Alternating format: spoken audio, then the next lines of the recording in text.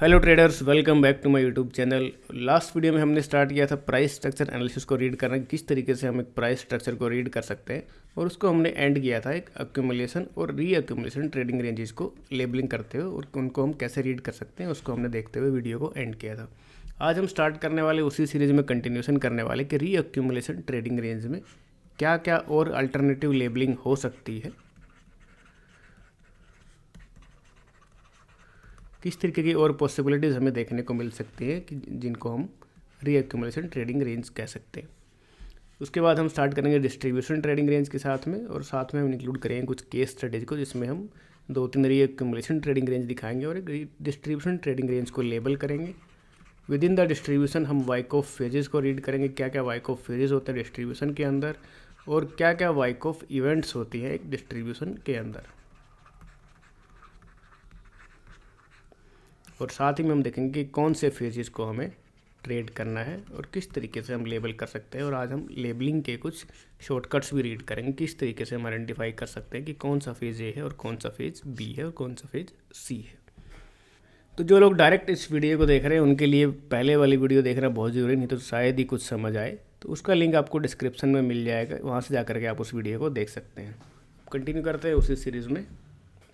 एक बार थोड़ा सा रिवीजन कर लेते हैं कि हमने क्या स्टार्ट किया था और क्या हमारा पर्पज़ है इस ट्रेडिंग रेंजेस को रीड करने का, प्राइस स्ट्रक्चर को रीड करने का। कि हम बिफोर हैंड जानना चाहते हैं कि कब एक स्विच डेवलप हो रहा है एक ट्रेंडिंग एनवायरनमेंट और एक नॉन ट्रेंडिंग एनवायरनमेंट के बीच में, और उस स्विच को हम बोलते हैं चेंज ऑफ करेक्टर।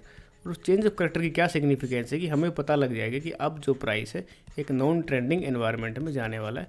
तो if we are a swing trader तो हम अपनी पोजीशन को वहाँ बुक कर सकते हैं, और अगर हम एक लॉन्ग टर्म इन्वेस्टर हैं तो हम वहाँ पे और अपॉर्चुनिटीज़ का इंतजार करेंगे, उनको फाइंड आउट करेंगे अपनी पोजीशन में और ऐड करने के लिए। उसी चेंज ऑफ करेक्टर को हमने लास्ट वीडियो में अच्छे तरीके से रीड किया था कि कैसे हम उसको आइडेंटिफाई कर सकते हैं और क्या उसका यूटिलाइजेशन होता है। उसी को कंटिन्यू करते हुए अब हम देखते हैं कि रीअक्यूमुलेशन में और क्या क्या पॉसिबिलिटीज़ हो सकती हैं। जो हमने सबसे पहले बेसिक एक ट्रेडिंग रेंज पढ़ी थी, बेसिक स्ट्रक्चर हमने एक्यूमुलेशन का जो पढ़ा लास्ट वीडियो में, तो उसमें हमने देखा था कि एक हॉरिजॉन्टल ट्रेडिंग रेंज डेवलप होती है, और विद इन दिस हमने दो बार चेंज ऑफ करेक्टर को आइडेंटिफाई किया, एक बार इन द ट्रेडिंग रेंज और एक बार out of the trading range.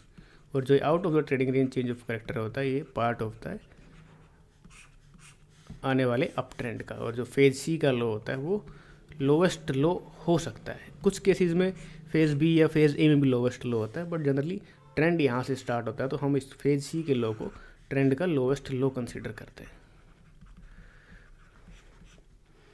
अब हमने बात की थी रीअक्यूमुलेशन के बारे में कि रीअक्यूमुलेशन किस तरीके से हमें चार्ट पर दिखता है और कैसे हम उसको रीड कर सकते हैं। जैसे कि ये एक रीअक्यूमुलेशन स्ट्रक्चर है, तो ये एक टाइप मैंने आपको यहाँ पे शो किया था कि इस तरीके से रीअक्यूमुलेशन स्ट्रक्चर हो सकता है। इसको हम कैसे लेबल कर सकते हैं इसको हम देखते हैं, और इसको हमने फेज बाय फेज लेबल किया था कि जो इसमें रीअक्यूमुलेशन में जो इवेंट्स होती है, सबसे पहले बाइंग क्लाइमैक्स, कि हमें एक एंड में क्लाइमेक्टिक रन देखने को मिलता है। उसके बाद हम उसको नेमिंग किया था कि ऑटोमेटिक रिएक्शन, सेकेंडरी टेस्ट और फेज़ एक इंक्लूड होता है। उसके बाद multiple test in phase B, secondary test at the level of resistance, secondary test at the level of support. उसके बाद हमें एक फेज सी देखने को मिलता है, और फिर एक नया अप ट्रेंड स्टार्ट होता है। इस फेज सी को आइडेंटिफाई करने का एक शॉर्टकट तरीका है कैसे हम आइडेंटिफाई कर सकते हैं। तो फेज सी जो होता है वो एक थर्ड टेस्ट होता है eight the level of support. यहाँ पे अगर हम देखें तो ये फर्स्ट टेस्ट था eight the level of support, इसको हमने सेकेंडरी टेस्ट का नाम दिया।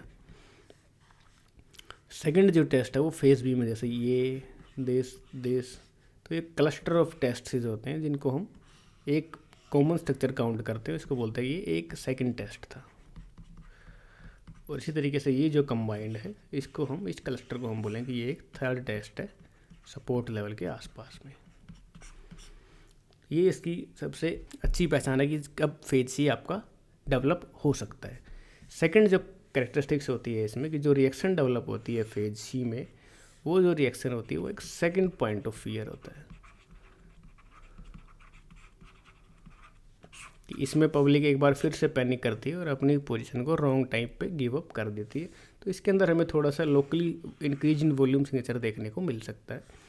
थर्ड जो चीज़ है कि हमें जो आइडेंटिफाई करनी है कि ये जो रिएक्शन डेवलप हो रही है इसके अंदर हमें बुलिश कैरेक्टरिस्टिक्स नज़र आनी चाहिए। बुलिश कैरेक्टरिस्टिक्स क्या होती है कि एक जो रिएक्शन डेवलप हो रही है उसमें अच्छी खासी रैलीज के अटैम्प्ट हमें देखने को मिल रहे हैं, या कैंडल्स के अंदर क्लोज टू क्लोज प्रोग्रेस नहीं हो रही, कैंडल्स एक दूसरे के अंदर फंसी हुई डेवलप हो रही है। तो ये सजेस्ट करता है कि डाउनवर्ड कोई मोमेंटम नहीं है, और ये सजेस्ट करता है कि ये जो रिएक्शन है इसमें काफ़ी बुलिश बिहेवियर देखने को मिल रहा है। तो ये बेसिक एक रीअक्यूमुलेशन ट्रेडिंग रेंज हमने लास्ट वीडियो में बहुत डिटेल में पढ़ी थी। अब देखते हैं इसका अल्टरनेटिव क्या हो सकता है, क्या अल्टरनेटिव लेबलिंग हो सकती है। तो अल्टरनेटिव लेबलिंग इसका एक तरीके का होता है कि आपको एक अप ट्रेंड मिलता है और एक शॉर्ट डिस्ट्रीब्यूशन रेंज मिलती है, जिसका ब्रेकडाउन होता है, हमें एक लोकल सेलिंग क्लाइमेक्स वहाँ देखने को मिलता है, और उसके बाद एक रेंज कंटिन्यू करती है जिसका हम रीअक्यूमुलेशन बोलते हैं, और फिर से प्राइस एक नए अप ट्रेंड में कंटिन्यू कर देता है। इसका एक एग्जांपल हम देखते हैं कि किस तरीके से हम ये ट्रेडिंग रेंज चार्ट पे दिखती है और कैसे हम इसको पहचान सकते हैं और कैसे हम उसको लेबल कर सकते हैं। इसमें सिर्फ डिफरेंस हमने किया है कि लेबलिंग का हमने जो लोकल सेलिंग क्लाइमेक्स इसमें ऐड किया है, तो उसको देखते हैं कहाँ पे विजिबल है। ये एग्जांपल है एक उस टाइप के रीअक्यूमुलेशन ट्रेडिंग रेंज का जिसमें हमें एक छोटी सी यहाँ पे डिस्ट्रीब्यूशन रेंज देखने को मिलती है। इसको अगर हम PNF चार्ट पे प्लॉट करें तो इसके पीछे का ये कॉज है, तो कुछ इफेक्ट यहाँ हमें देखने को मिलता है। कॉज वर्सेस इफेक्ट एक लो होता है जिसको हम डिटेल्स में बाद में देखेंगे। तो यहाँ से हमें एक छोटा सा सेलिंग देखने को मिलता है, और उस सेलिंग को हमने एक लोकल सेलिंग क्लाइमेक्स का नाम दिया, और उसके बाद फिर से एक रेंज में प्राइस चला जाता है, और इसको हमने ट्रेडिंग रेंज को नेमिंग करना स्टार्ट करने की अभी ज़रूरत है। और हमें यहाँ डेवलप करना है कि क्या इस ट्रेडिंग रेंज की बायस होने वाली है, क्या टाइमिंग होने वाली कि कब प्राइस ट्रेडिंग रेंज से आउट होकर के फिर से ट्रेंड में जाने वाला है, और क्या उस प्राइस का करेक्टर होने वाला है जब वो एक नए ट्रेंड में चलना स्टार्ट करेगा। तो ये चीज़ें हमें आइडेंटिफाई करनी है। तो यहाँ पे जैसे हम नेमिंग करेंगे, ये एक शॉर्ट ट्रेडिंग रेंज है जो कि डिस्ट्रीब्यूशन ट्रेडिंग रेंज है।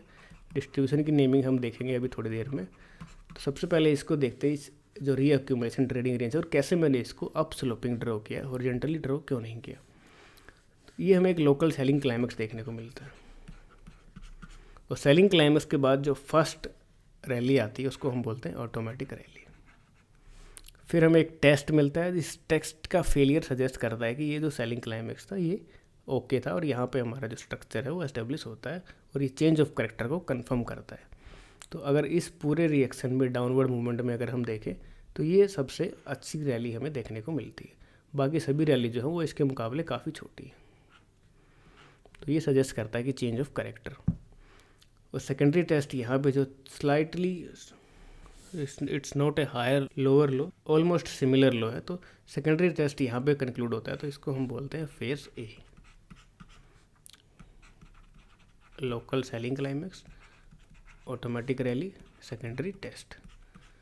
तो ये हो गया हमारा पहला टेस्ट सपोर्ट लेवल के आसपास। उसके बाद फेज बी डेवलप होता है। फेज बी में हमारे पास यहाँ पे कोई भी, इसको अगर हम ऑब्जर्व करेंगे तो ये एक अपथ्रस्ट इवेंट है। अपथ्रस्ट क्या होता है कि लोकल रेजिस्टेंस के ऊपर प्राइस बहुत कम समय के लिए कमिट करता है और तुरंत रेंज में रिवर्स कर जाता है। जैसे अगर यहाँ पे हम ऑब्जर्व करें तो ये जो अप स्लोपिंग रेजिस्टेंस है इसके ऊपर सिर्फ एक कमिटमेंट देखने को मिलती है और सडनली प्राइस रिवर्स कर जाता है ट्रेडिंग रेंज के अंदर, तो इसको हम बोलते हैं अपथ्रस्ट एक्शन। ये डिफरेंस है अपथ्रस्ट और साइन ऑफ स्ट्रेंथ में। साइन ऑफ स्ट्रेंथ क्या होता है कि प्राइस जो है वो मल्टीपल कमिटमेंट्स शो करता है रेजिस्टेंस लाइन के ऊपर, और वहाँ पे कुछ टाइम तक सस्टेन करता है, और जो रिएक्शन होती है वो हॉरिजॉन्टल रिएक्शन डेवलप करती है, और यहाँ पे रेजिस्टेंस को टेस्ट किया जाता है एज ए सपोर्ट। तो ये हमारा फेज़ बी डेवलपमेंट है, और इस फेज़ बी में हमें मल्टीपल टेस्ट देखने को मिलते हैं, जैसे कि यहाँ पे, यहाँ पे, यहाँ पे। तो ये जो है हमारा एक फेज सी, पोटेंशियल फेज सी हो सकता है। तो जैसे जैसे रेंज आगे डेवलप होगी हमें इसको रीड करने की ज़रूरत है कि क्या ये रेंज एक रीअक्यूमुलेशन रेंज होने वाली है या फिर एक डिस्ट्रीब्यूशन रेंज होने वाली है। यहाँ से क्या प्राइस फेल करेगा तो हमारा हो सकता है कि ये फेज सी ना होकर के यहाँ पे फेज सी डेवलप करे और प्राइस यहाँ से फेल कर जाए। तो दोनों पॉसिबिलिटीज़ हमारे पास हैं। यहाँ पे हमारे पास क्या क्या पॉसिबिलिटीज़ हैं दोनों अगर हम बात करें, अगर हम कंसिडर करें कि ये हमारा फेज सी है, तो अब हम इंतज़ार कर रहे हैं एक साइन ऑफ स्ट्रेंथ का, कि यहाँ पे एक major sign of strength rally हमें देखने को मिलेगी।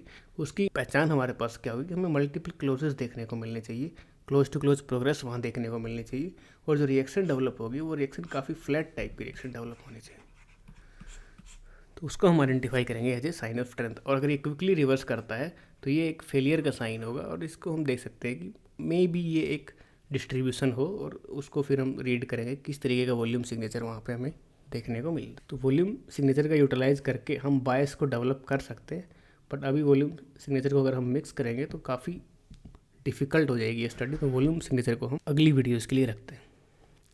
सेकेंड तरीके का जो होता है लेबलिंग एक रीअक्यूमुलेशन ट्रेडिंग रेंज का, उसमें हमें देखने को मिलता है कि प्राइस एक अप ट्रेंड में कंटिन्यू करता है, फिर एक सडन फॉल देखने को मिलता है, फिर वहाँ से फिर से प्राइस एक रीअक्यूमुलेशन ट्रेडिंग रेंज में चला जाता है।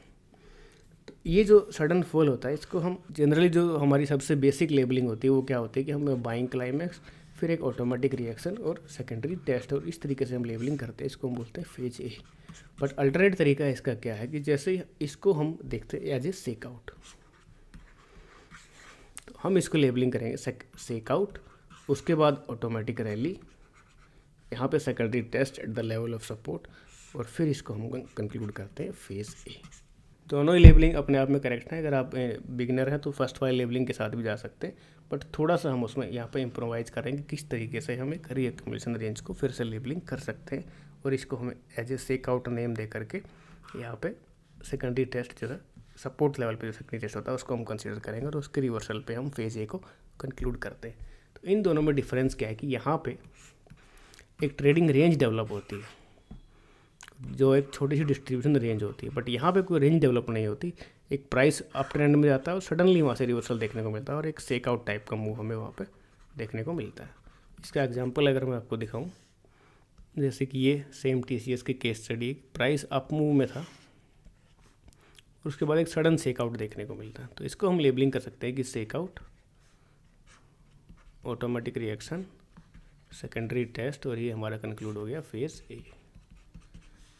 अब फेज सी को आइडेंटिफाई करने का एक तरीका मैंने आपको बताया था कि फेज सी जो होगा वो थर्ड टेस्ट होगा eight the level of support. तो यहाँ पे फेज बी में जितने भी टेस्टिंग है वो काफ़ी हायर लेवल पे टेस्टिंग है। ये एक साइन ऑफ स्ट्रेंथ है अपने आप में कि टोटल फेज बी में प्राइस बॉटम को टेस्ट करने नहीं आ रहा है, तो ये अपने आप में एक साइन ऑफ स्ट्रेंथ है। और ये स्ट्रक्चर आपको बहुत बार रिपीट होते हुए मिलेगा कि जैसे इस स्ट्रक्चर को अगर मैं ड्रॉ करूँ तो ये कुछ इस तरीके स्ट्रक्चर आपको रिपीट होते हुए दिखेगा, और ये स्ट्रक्चर मैक्सिमम टाइम आपको दिखेंगे कि ये एक अक्यूमुलेशन रेंज होती है। तो इसको आप यूटिलाइज करके ट्रेडिंग कर सकते हैं। और एंड में जब हम देखते हैं कि हमारा फेज सी को कैसे आइडेंटिफाई कर सकते हैं, तो फेज सी होता है third test at the level of support, जो हमें यहाँ देखने को मिलता है। सेकंड इसकी कैरेक्टरिस्टिक्स होती है कि ये पॉइंट ऑफ फियर होता है। तो क्या हमें इसमें पॉइंट ऑफ फियर देखने को मिलता है? हमें बिल्कुल यहाँ पे पॉइंट ऑफ फियर देखने को मिलता है, स्टीप डाउनफॉल देखने को मिल रहा है, और लोकली इंक्रीज वॉल्यूम भी हमें यहाँ देखने को मिलती है, जो कंफर्म करते हैं कि ये फेज सी हो सकता है। इसको अगर हम फेज सी लेबल करते हैं, इसके बाद हमारा फेज डी है और एक छोटा सा टेस्टिंग, और उसके बाद एक अच्छा खासा अप ट्रेंड कंटिन्यू करता है।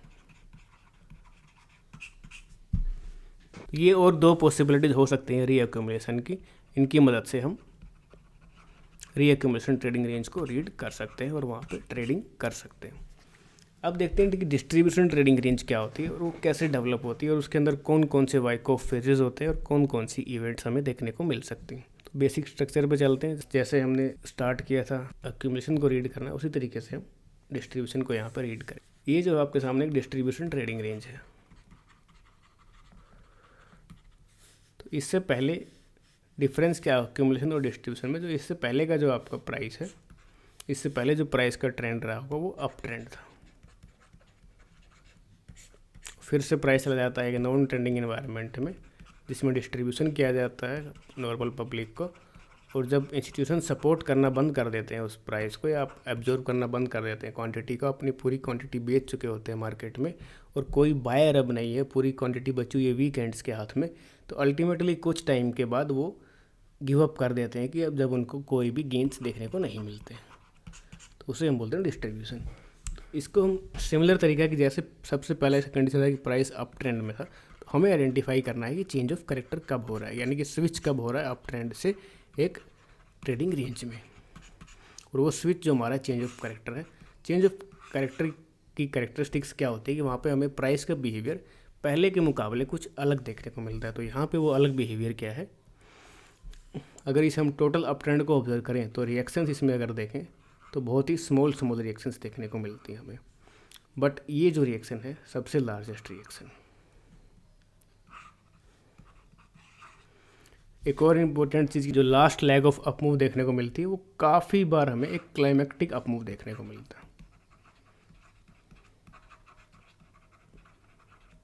और ये जो क्लाइमेक्टिक अप मूव है ये होता है फर्स्ट पॉइंट ऑफ एक्साइटमेंट। हम साथ में डिस्कस करते हुए चलेंगे कहाँ पे कौन से पार्टिसिपेंट्स किस साइकोलॉजी के साथ एंटर करते हैं। तो ये फर्स्ट पॉइंट ऑफ एक्साइटमेंट होता है फॉर रिटेलर्स फॉर वीकेंड्स। क्यों फर्स्ट पॉइंट ऑफ एक्साइटमेंट होता है? क्योंकि यहाँ पे दिखता है कि काफ़ी बड़े बड़े आपको प्राइस कैंडल्स देखने को मिलते हैं और उसके नीचे वॉल्यूम सिग्नेचर भी काफ़ी हाई रहता है। तो ट्रेडिशनल टेक्निकल एनालिसिस के अकॉर्डिंग हम जब जैसे इसको रीड करते हैं तो रिटेलर्स को लगता है कि ये काफ़ी हाई वॉल्यूम के साथ ब्रेकआउट हो रहा है, यानी कि काफ़ी सक्सेसफुल ब्रेकआउट है और हमें इसमें पार्टिसिपेट करना चाहिए। तो काफ़ी लोग यहाँ पे फोमो फील करते हैं कि हम मिसिंग आउट फील करते हैं, तो वो इस रैली में कई बार ब्रेकआउट पे ट्रेड करते हैं। सेकंड, जब ये रिएक्शन डेवलप होती है तो ये रिएक्शन जो लोग इस रैली में मिसिंग आउट और रह जाते हैं ये रिएक्शन उनके लिए एक बार्गेन प्राइस होती है। उनको लगता है कि ये स्टॉक अगर मान लो 150 तक चला गया था और रिएक्शन डेवलप हो गया 120 तक आती है तो उनकी नज़र में ये एक बार्गेन प्राइस है, क्योंकि पहले जो स्टॉक 150 पे था उनको दिख रहा है कि ये स्टॉक जो है लीडरशिप स्टॉक है, काफ़ी लंबे टाइम से अप ट्रेंड में था और काफ़ी फास्ट मूवमेंट दे रहा था। तो जो 150 पे हमें मिल रहा था आज हमें 120 के प्राइस पे मिल रहा है, उनके लिए एक बहुत अच्छा प्राइस है, तो वहाँ पे वो अपना बाइंग इनिशिएट करते हैं। यहाँ पे हमें डिफरेंस देखने को मिलता है वॉल्यूम सिग्नेचर्स की फॉर्म में कि कहाँ पे वॉल्यूम सिग्नेचर किस तरीके का देखने को मिलता है। तो ये जो बाइंग होगी ये बाइंग होगी वीकेंड्स के द्वारा। तो वीकेंड्स के द्वारा अगर बाइंग होगी तो इसको हम कैसे आइडेंटिफाई कर सकते हैं कि यहाँ पे वॉल्यूम सिग्नेचर जो है वो काफ़ी मीडियोकर या काफ़ी कम रहने वाला है। और ये सेकेंडरी टेस्ट हमेशा फेल होता है, जो रेजिस्टेंस का सेकेंडरी टेस्ट होता है, और उस सेकेंडरी टेस्ट के फेलियर के बाद हमारा फेज़ ए कंक्लूड हो जाता है। सिमिलर जैसे हमने देखा था एक एक्यूमुलेशन ट्रेडिंग रेंज में, उसी प्रकार से तीनों टाइप से सेकेंडरी टेस्ट हो सकता है। जैसे कि अगर हम यहाँ पे बाइंग क्लाइमेक्स ड्रॉ करते हैं तो ये जो सेकेंडरी टेस्ट है ये सिमिलर लो हो सकता है, ये जो सेकेंडरी टेस्ट है वो लोअर लो हो सकता है, और ये जो सेकेंडरी टेस्ट है वो हायर लो हो सकता है। हायर लो सजेस्ट करता है कि यहाँ पे अभी भी थोड़ी स्ट्रेंथ बाकी है, कि बायर्स अभी भी अवेलेबल है क्वांटिटी को लेने के लिए, और ये इस तरीके की जो ट्रेडिंग रेंज बनती है नॉर्मली लीडरशिप स्टॉक्स में बनती है। आगे चलते हुए रीड करते ये हमने जो रिएक्शन देखी सबसे लार्जेस्ट रिएक्शन थी, और उसके बाद जो बाइंग इनिशिएट होती है वीकेंड्स के द्वारा उसके में हमें काफ़ी रिड्यूस्ड वॉल्यूम या मीडियोकर वॉल्यूम देखने को मिलती है। यहाँ पे अगर एक कॉमन चीज़ मैं बताऊँ कैसे हम आइडेंटिफाई कर सकते हैं, तो इंस्टीट्यूशंस जो स्मार्ट प्लेयर्स हैं उनको वो ऐसा नहीं कि एक दिन में सेल कर दें या 2 दिन में सेल कर दें और अपना बेच के अपना फारिग हो गया, ऐसा नहीं हो सकता। उनको सेल करने के लिए भी लिक्विडिटी चाहिए, और लिक्विडिटी कहाँ मिलेगी? जहाँ पे बायर्स एक्साइटेड हो, जहाँ पे नॉर्मल पब्लिक एक्साइटेड हो खरीदने के लिए, तभी वो अपने मिलियंस की क्वांटिटी जो है उनके पास उसको ऑफलोड कर पाएंगे। और बायर्स कहाँ एक्साइटेड होते हैं कि जहाँ से उनको रिवर्सल दिखता है सपोर्ट लेवल के आसपास से, और जहाँ पे उनको ब्रेकआउट दिखता है रेजिस्टेंस लेवल का, तो वहाँ पे बायर्स एक्साइटेड होते हैं। तो नॉर्मली जो ट्रेडिंग के अपर हाफ में इंस्टीट्यूशंस के द्वारा इंक्रीज्ड वॉल्यूम देखने को मिल सकती है कि यहाँ पे स्टॉप किया जाता है प्राइस को ऊपर जाने से, और यहाँ पे उनकी क्वांटिटी को सेल करने में उनको कामयाबी मिलती है, क्योंकि यहाँ पे उनको लिक्विडिटी काफ़ी अच्छी खासी देखने को मिल सकती है। तो फेज़ ए कंक्लूड करने के बाद में अब हमारा डेवलप होता है फेज़ बी, और फेज़ बी में वही जैसा हमारा एक्यूमुलेशन फेज़ में होता है, डिमांड और सप्लाई का यहाँ पे बैलेंस देखने को मिलता है। तो फेज़ बी में हमें मल्टीपल टेस्ट रेजिस्टेंस लेवल के देखने को मिलते हैं, और अपथ्रस्ट एक्शन भी हमें यहाँ देखने को मिल सकता है। और अपथ्रस्ट एक्शन क्या होता है कि लोकल रेजिस्टेंस के ऊपर एक टेम्परेरी कमिटमेंट और फिर उसके बाद तुरंत रिवर्सल होता है इन द ट्रेडिंग रेंज। ये छोटे छोटे नुआंसेस हैं, इन्हीं को यूटिलाइज करके हम ट्रेड कर सकते हैं। जैसे जैसे हमें प्राइस एक्शन में एक्सपीरियंस होता जाता है तो हम इन छोटे छोटे पार्ट्स को भी ट्रेड कर सकते हैं। Any price above this resistance line is overbought and any price level below this support line is oversold, और इन दो कंडीशन को यूटिलाइज करके हम स्मॉल शॉर्ट स्विंग ट्रेड्स यहाँ पे इनिशिएट कर सकते हैं। बट मैं आपको सजेस्ट करूँगा कि पहले अगर आप बिगिनर्स हैं तो फेज़ सी और फेज़ डी को ट्रेड करना स्टार्ट करें, उसके बाद में आप शॉर्ट ये इन ट्रेड्स को भी स्टार्ट कर सकते हैं। एंड फेज सी में हमें यहाँ पे जो इवेंट देखने को मिलती है वो बोलते हैं अपथ्रस्ट एक्शन आफ्टर डिस्ट्रीब्यूशन। यहाँ तक डिस्ट्रीब्यूशन कंप्लीट हो चुका है, एक फाइनल अपथ्रस्ट यहाँ पर जिस तरीके से हमने यहाँ पे देखा था स्प्रिंग टाइप एक्शन, तो वहाँ पर हमें मिलता है एक upthrust action in distribution.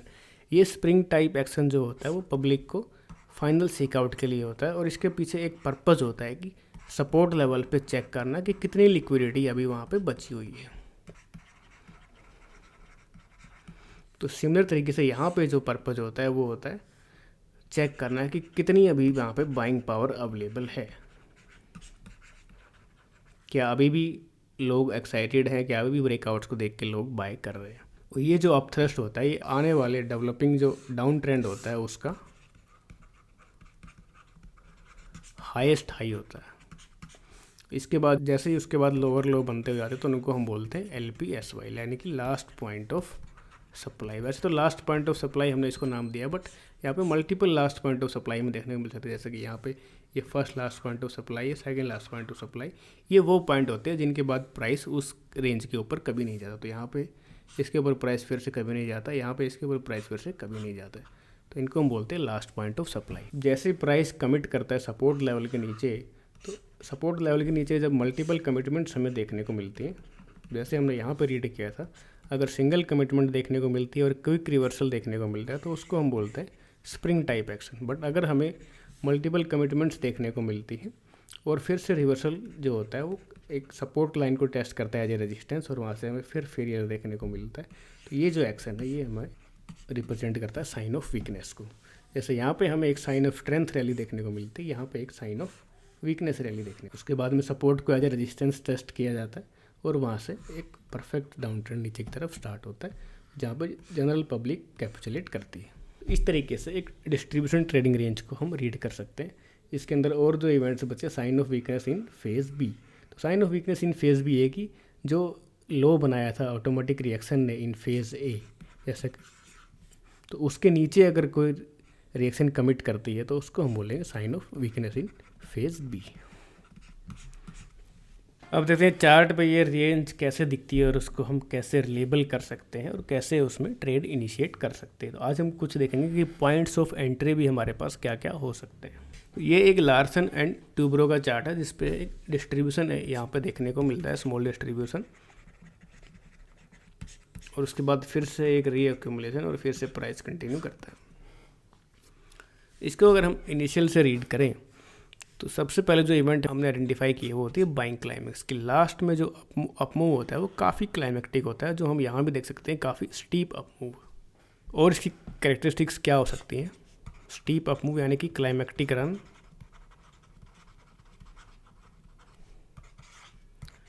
Second spreads increase कर जाते हैं, प्राइस स्प्रेड्स इंक्रीज कर जाते हैं यानी कि बड़ी बड़ी ग्रीन कैंडल्स आपको देखने को मिल सकती हैं। थर्ड है कि लोकली वॉल्यूम इंक्रीज कर जाती है, काफ़ी बार ड्रास्टिकली वॉल्यूम भी इंक्रीज कर जाती है।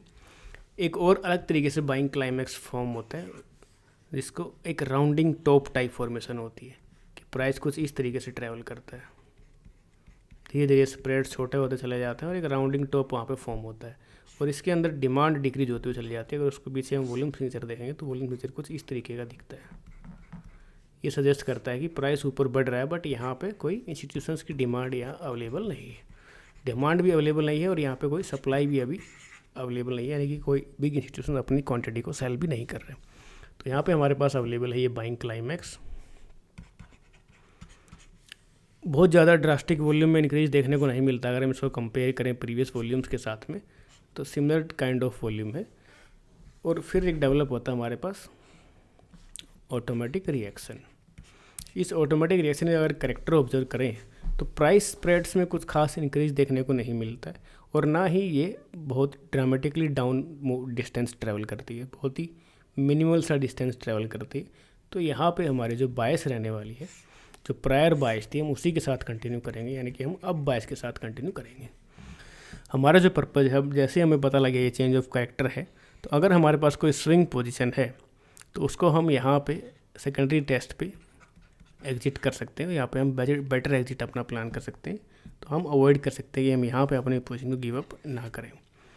और भी तरीका होता है कि हम आइडेंटिफाई कर सकते हैं इस अप मूव को और फर्स्ट फेज पे हमारी पोजीशन को गिव अप कर सकते हैं। इसको भी हम ज़रूर रीड करेंगे, लास्ट वीडियो में मैंने बताया था, इसको भी हम ज़रूर रीड करेंगे आने वाली किसी वीडियो में कि किस तरीके से इसको आइडेंटिफाई किया जा सकता है। तो यहाँ पे बाइंग क्लाइमेक्स ऑटोमेटिक रिएक्शन, इसको देखिए, इसका करेक्टर जो है वो कहीं भी इसमें ड्रामेटिक फॉल नहीं है और कोई ड्रामेटिक वॉल्यूम में इंक्रीज नहीं, जैसे नीचे आती है वॉल्यूम डिक्रीज होते हुए चली जाती है। बट अगर फिर से साइकोलॉजी की बात करें कैसे लोग पार्टिसिपेट करते हैं, तो जो लोग इसमें मिसिंग आउट फील करते हैं कि इतना अच्छा स्टॉक था कि जो 830 की प्राइस से लेकर के 1400 1500 तक चला गया है और हम इसमें पार्टिसिपेट नहीं कर पाए, तो उनके लिए अब जो ये 1250 1280 का जो प्राइस है ये एक बार्गेन प्राइस होता है और यहाँ पे वीकेंड्स अपना एंट्री प्लान करते हैं। तो वीकेंड्स को हम कैसे आइडेंटिफाई कर पाएंगे कि यहाँ पे वीकेंड्स ने एंट्री की थी, स्ट्रॉन्ग एंड से एंट्री नहीं की, वो हमें दिखता है वॉल्यूम सिग्नेचर की हेल्प से। तो इन कैंडल्स के पीछे का जो वॉल्यूम सिग्नेचर है उसको हम यहाँ पे क्लियरली देख सकते हैं कि काफ़ी वॉल्यूम सिग्नेचर जो है compare to this volume signature जो है यहाँ पे रिड्यूस हो गया, जो सजेस्ट करता है कि यहाँ पे इंस्टीट्यूशनल बाइंग नहीं है। तो अगर आप चेंज ऑफ करेक्टर को आइडेंटिफाई नहीं भी कर पाए हैं तो ये सजेस्ट करता है कि यहाँ से ये ब्रेकआउट होने वाला तो नहीं है, क्योंकि यहाँ पे कोई हमें बिग प्लेयर्स की बाइंग देखने को नहीं मिलती। ऑटोमेटिक रिएक्शन सेकेंडरी टेस्ट, और यहाँ पे हमारा कंक्लूड होता है फेज़ ए। जैसे जैसे हम राइट साइड में बढ़ते हैं तो फेज़ बी में जो रिएक्शन डेवलप होती है, इस रिएक्शन को अगर हम ऑब्जर्व करें तो एक हमें टेम्परेरी कमिटमेंट देखने को मिलती है नीचे। ये वीकली चार्ट, अगर डेली में हम देखेंगे तो कुछ कमिटमेंट देखने को मिल सकती है हमें नीचे, बट यहाँ पे भी कोई ड्रास्टिक वॉल्यूम में इंक्रीज नहीं होता है। और इसका जो सेकेंडरी टेस्ट, इनका जो टेस्ट आता है वो दोनों टेस्ट जो है रिड्यूस वॉल्यूम के ऊपर ही और फिर से रिकवर करते हैं। तो यहाँ पे भी हमें कोई, हमारे पास ऐसा पॉइंट हमें नहीं मिला है कि हम अपनी जो बायस है उसको रिवर्स कर दे। तो यहाँ तक अगर आप मेरे से पूछेंगे तो मेरी बायस इसको लेकर के है कि ये अभी तक रीएक्यूमुलेशन है। ये तो हमें अभी चार्ट पे दिख रही है तो हम इसको आइडेंटिफाई इजीली बता सकते हैं कि ये रीएक्यूमुलेशन नहीं बल्कि ये डिस्ट्रीब्यूशन था। बट ऑनेस्टली अगर मैं इसको रीड करूँ प्राइस स्ट्रक्चर के हिसाब से और अपने तरीके जैसे मैं रीड करता हूँ तो यहाँ तक मेरी जो बायस है वो रीएक्यूमुलेशन ही है अभी तक। तो हम यहाँ पे ऑब्जर्व करते हैं वॉल्यूम सिग्नेचर को भी और प्राइस के बिहेवियर को भी। अब हमें नेक्स्ट सब्सिक्वेंट रैली के ऊपर ध्यान देना है। तो अगर यहाँ तक बायस हमारी रीएक्यूमुलेशन है, यानी सप्लाई मार्केट में नहीं आ रही है, तो जैसे ही हमें कुछ डिमांड में इंक्रीज दिखता है तो हम एक्सपेक्ट करेंगे कि जो रैली है, नेक्स्ट रैली, वो कमिट करे इस सपोर्ट लेवल के ऊपर, यानी कि हमें कुछ अपथ्रस्ट टाइप ऑफ एक्शन देखने को मिलना चाहिए जो हमें कॉन्फिडेंस देगा कि यहाँ से बाइंग अभी इनिशिएट हुई है। और कोई भी अपथ्रस्ट का मतलब तुरंत ये मतलब नहीं है कि यहाँ से अब प्राइस अप ट्रेंड में चला जाएगा। तो स्ट्रक्चर को कंप्लीट होना होता ही है। अगर जैसे जैसे हम आगे बढ़ते हुए देखते हैं तो लोकली कुछ वॉल्यूम इंक्रीज करती है। अगर हम इसको कंपेयर करें पूरे चार्ट में तो ये जो 1-2 स्पाइक्स है, 1 2 3, तो ये कहीं ना कहीं हाईएस्ट वॉल्यूम है इस चार्ट के ऊपर। तो ये इंक्रीज्ड वॉल्यूम के साथ में मैं एक्सपेक्ट करूँगा, अगर अभी तक मार्केट में सप्लाई नहीं आ रही थी, इंक्रीज्ड वॉल्यूम है और इसके पीछे अगर जेन्युइन डिमांड है, बिग प्लेयर्स की डिमांड है, वो अपनी क्वांटिटी सेल नहीं कर रहे हैं, तो इस डिमांड ने प्राइस को ऊपर कमिट करवाना चाहिए था और ऊपर प्राइस स्टे करना चाहिए। बट यहाँ पे क्या है, एक दिन के लिए प्राइस ट्रैवल करता है। मोस्ट प्रोबेबली ये कोई इवेंट हो सकता है क्योंकि यहाँ पे हमें गैप भी देख सकते हैं और उसके साथ में क्लाइमेक्टिक अपमूव हमें यहाँ देखने को मिलता है जो अपने आप में एक बाइंग क्लाइमेक्स टाइप है, little bit buying climax type है। बट उसके तुरंत बाद मूवमेंट स्टॉप हो जाती है। सेकेंड डे भी डिमांड वॉल्यूम जो सिग्नेचर है वो काफ़ी अच्छा खासा है compare to first day, almost 80%। But जो प्राइस का मूवमेंट है वो इसके हाई के ऊपर क्लोज भी नहीं कर पाता है। तो ये सजेस्ट करता है कि यहाँ पे ये जो है कहीं ना कहीं वीकेंड्स के एक्साइटमेंट में सेलिंग की गई है। बट ये अभी हमें 1 और 2 दिन की सेलिंग देखने को मिलती है। तो हमें ये सेलिंग इफेक्टिव है कि नहीं ये कैसे पता लगेगा, या तो ये हमें दिखे कंसिस्टेंट सेलिंग या फिर हमें उस सेलिंग का रिजल्ट दिखना चाहिए एज ए लोअर लो, या फिर कोई हमें ऐसी रिएक्शन डेवलप होते हुए दिखनी चाहिए कि जिसमें स्प्रेड्स इंक्रीज कर जाए। तो यहाँ पे अगर हम देखें तो फर्स्ट यहाँ से सेलिंग स्टार्ट हुई,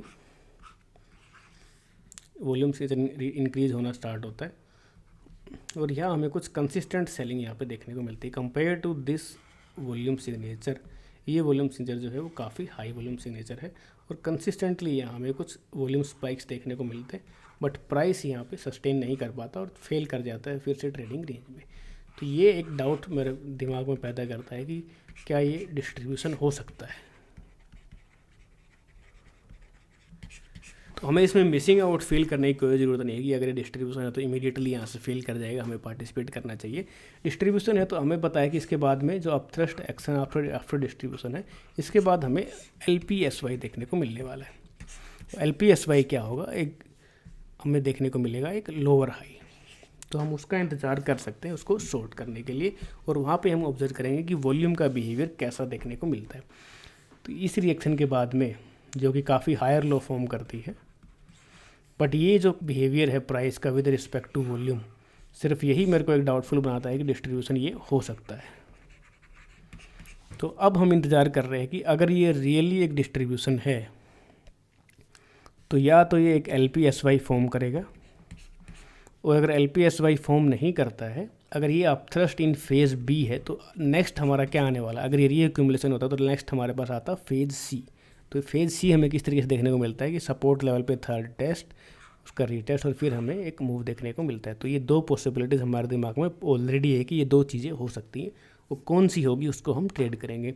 हम पहले से गैस नहीं करेंगे कि हम क्या सोच रहे हैं हम उसको ट्रेड करें, हमें चार्ट पे क्या दिख रहा है हम उसको ट्रेड करेंगे, ना कि हम जो सोच रहे हैं हम उसको ट्रेड करें।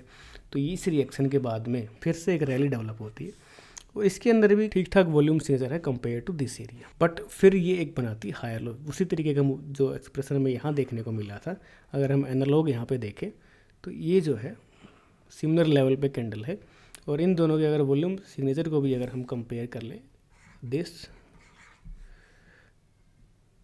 एंड दिस, तो यहाँ पे अगर हम देखें वॉल्यूम इंक्रीज कर जाता है compare to this slightly. Clear कर देता हूँ अच्छे से दिखेगा। तो compare to this slightly volume increase करता है, यानी कि एफर्ट यहाँ पे इंक्रीज कर रहे हैं। बट अगर हम रिजल्ट की बात करें compare to this volume, compare to this candle, तो स्प्रेड भी डिक्रीज करता है। Okay, close to close progress अगर यहाँ पे हम देखें तो क्लोज टू क्लोज प्रोग्रेस इतनी होती है, यहाँ पे हम देखें क्लोज टू क्लोज प्रोग्रेस इतनी होती है, यानी कि क्लोज टू क्लोज प्रोग्रेस भी डिक्रीज कर जाती है। और जो क्लोज यहाँ देखने को मिलता है वो क्लोज एकदम लो के पास हमें देखने को मिलता है, यानी कि ये हमारी कैंडल फॉर्म हुई है, तो ये जो क्लोज है ये हाफ से काफ़ी नीचे एकदम लो के पास क्लोज है। बट इस कैंडल में जो क्लोज देखने को मिल रहा है, इस कैंडल में क्लोज एकदम हाई के ऊपर देखने को मिल रहा है। तो ये जो कैंडल है हमारे पास, ये इस कैंडल से कहीं ना कहीं ज़्यादा बेरिश। हम अब यहाँ पे सोच रहे हैं कि ये एक LPSY हो सकता है, और इसी का जो हमारा फेलियर होगा वो हमारे लिए सबसे फर्स्ट एंट्री पॉइंट होगा इस स्टॉक को शॉर्ट करने के लिए। तो इसका फेलियर, ये वाला कैंडल जो है, ये हमारा फर्स्ट पॉइंट ऑफ एंट्री है। और जो हमारा स्टॉप लॉस रहने वाला है, स्टॉप लॉस यहाँ या फिर स्टॉप लॉस यहाँ, तो मैं आपको सजेस्ट करूँगा कि स्टॉप लॉस कम से कम यहाँ पे होना चाहिए। अब हमें पता है कि एक डिस्ट्रीब्यूशन ट्रेडिंग रेंज में किस तरीके का बिहेवियर होता है, ये हमें LPSY बनाया। अब हम इंतज़ार कर रहे हैं एक साइन ऑफ वीकनेस का। यहाँ पे एक साइन ऑफ वीकनेस डेवलप होता है कि कमिट करता है प्राइस पूरे टोटल सपोर्ट्स के नीचे, और फिर से हमें एक देखने को मिलता है रिवर्सल जो कि सपोर्ट को टेस्ट करता है एज ए रेजिस्टेंस, और वहाँ से एक अच्छा डाउनफॉल होता है। तो हमने यहाँ पे पोजीशन इनिशिएट की। अब हम यहाँ पे इंतज़ार करते हैं कि एड ऑन्स का, कि एड ऑन हम कहाँ पे कर सकते हैं। इसके बाद में फिर से एक रैली की ट्राई होती है, बट वो बहुत ही मीडियोकर सी रैली है, सिर्फ इस जो रेड कैंडल है इसके हाई को भी क्रॉस नहीं कर पाती। और अगर वॉल्यूम सिग्नेचर की अगर हम इसमें बात करें इस फॉल में, तो वॉल्यूम सिग्नेचर जो है वो इंक्रीज कर जाता है, जो सजेस्ट करता है पार्टिसिपेशन इंस्टीट्यूशंस का। इसका फेलियर हमें एक और पॉइंट ऑफ एंट्री यहाँ पे मिलता है कि यहाँ पे पॉइंट ऑफ एंट्री नंबर 2, ये हमारा था पॉइंट ऑफ एंट्री 1। तो इस तरीके से हम पोजीशन को प्लान करते हैं और अपने रिस्क को मैनेज करते हुए चलते हैं। सपोज अगर हम यहाँ पे रिस्क मैनेजमेंट की बात करें तो ये जो प्राइस था 1460 के अराउंड प्राइस रहा होगा, 1460, और हमारा जो स्टॉप लॉस है वो अराउंड 1600। तो यहाँ पे जो हमारा स्टॉप लॉस है वो 140 पॉइंट्स का है। हम इसको पार्ट्स में मैनेज कर सकते हैं कि यहाँ पे हम 25% क्वांटिटी को शॉर्ट करें। मान लीजिए अगर हमारा स्टॉप लॉस कुछ इस तरीके का है कि हम 4 लोट यहाँ पे शॉर्ट कर सकते हैं, तो हम यहाँ पे 1 लोट को शॉर्ट करना सही समझेंगे और यहाँ से 1 लोट शॉर्ट करेंगे और ये स्टॉप लॉस हमारा रहेगा। जैसे ही हमें एक नया लोअर लो मिलता है, जैसे इसका फेलियर मिलता है, तो ये हमारा सेकंड पॉइंट ऑफ एंट्री है। अब हमें पता है कि जब LPSY फॉर्म होता है तो प्राइस उसके ऊपर कभी नहीं जाना चाहिए, तो प्राइस इसके ऊपर नहीं, तो हमारा यहाँ पे जो है स्टॉप लॉस रिवाइज हो गई, ये स्टॉप लॉस हो जाता है और हमें एक और नया एंट्री पॉइंट यहाँ पे देखने को मिल जाता है। अब हम इंतज़ार करेंगे ब्रेकडाउन का और साइन ऑफ वीकनेस का, तो हमें यहाँ पे देखने को मिल रहा है साइन ऑफ वीकनेस और एक और रिवर्सल, और यहाँ से जैसे हमें इंट्राडे में रिवर्सल देखने को मिलेगा, ये हमारा होगा पॉइंट ऑफ एंट्री नंबर 3, या इस रेंज के ब्रेकडाउन पर भी हम एक पॉइंट ऑफ एंट्री रख सकते हैं। तो ऐसे हम 3 बार यहाँ पे एंट्री करेंगे और इस फॉल को अच्छे से एंजॉय कर सकते हैं। इस तरीके से हम एक डिस्ट्रीब्यूशन रेंज को रीड कर सकते हैं और अपनी पोजीशंस को प्लान कर सकते हैं। तो अगर आप प्रैक्टिस करना चाहते हैं कि एक ट्रेडिंग रेंज को लेबल करना किस तरीके से लेबल कर सकते हैं, और आप उसको कोशिश करना चाहते हैं कि मैं उसको जज करूं कि ये एक अक्यूमुलेशन हो सकती है या एक डिस्ट्रीब्यूशन हो सकती है, तो ये एक एग्जांपल मैंने आपके सामने एक स्टॉक का दिया है जो कि औरबिंदो फार्मा। इस सेक्टर में अभी मेरे को लग रहा है कि आउट परफॉर्मिंग स्टॉक है और यहाँ पे जो रेंज है वो काफ़ी बड़ी रेंज है, 2016 से लेकर के 2023 ऑलमोस्ट कंप्लीट हो गया, तो ये लगभग आपके पास 7 ईयर्स की रेंज है। तो अगर आप इसको रीड करते हैं और एज ए एक्यूमुलेशन, और ये सक्सेसफुल एक एक्यूमुलेशन होता है जो होते हुए लग रहा है कि ये काफ़ी अच्छी रैली देखने को मिल रही है, और ये जो रिएक्शन जो फेज सी में आई है काफ़ी लेबोरियस रिएक्शन, तो ये क्राइटेरिया को सेटिस्फाई करती है कि एक एक्यूमुलेशन ट्रेडिंग रेंज हो सकती है। और अगर हम देखें वॉल्यूम को भी, तो वॉल्यूम कहीं ना कहीं एब्जॉर्ब होते हुए चला जा रहा है, तो इसको आप ट्रेड कर सकते हैं और बहुत ही बेहतरीन रिटर्न यहाँ पे देखने को मिल सकता है, क्योंकि जो कोज है वो काफ़ी बड़ा है, तो इसका इफेक्ट भी हमें बहुत बड़ा देखने को मिलेगा। तो ये आपके सामने एक एग्जांपल है, इसको आप रीड कर सकते हैं, इस ट्रेडिंग रेंज को लेबल कर सकते हैं। नेक्स्ट वीडियो में अगर आप इससे रिलेटेड कुछ डाउट आपको रहे तो आप उसको पूछ भी सकते हैं। तो ये ट्रेडिंग रेंज आपके लिए प्रैक्टिस के लिए कि इसको आप प्रैक्टिस कर सकते हैं।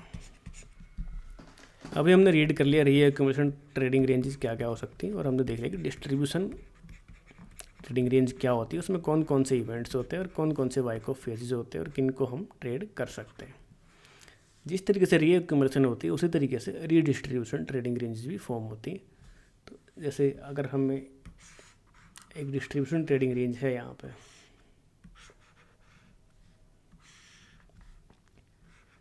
प्राइस डाउन ट्रेंड में आता है, उसके बाद फिर से प्राइस कंसोलिडेट करता है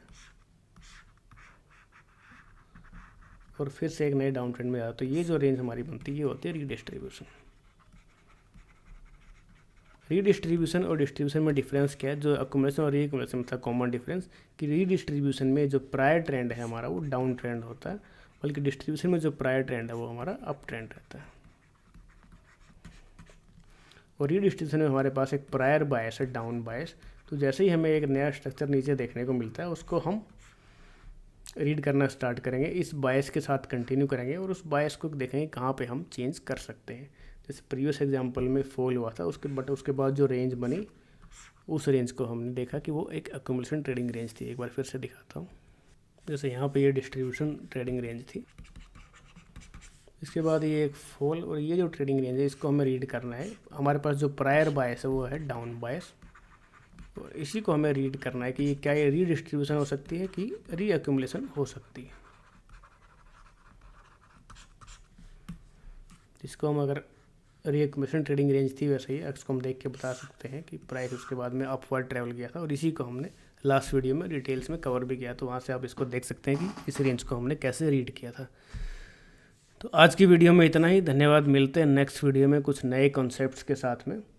अगर आपको वीडियो अच्छी लगी हो, कंटेंट अच्छा लगा है और आपको कुछ वैल्यू एडिशन लगती है इस वीडियो को देख के, तो वीडियो को लाइक करें, अपने दोस्तों के साथ शेयर करें, और इसी तरीके के एजुकेशनल कंटेंट के लिए चैनल को सब्सक्राइब करना ना भूलें।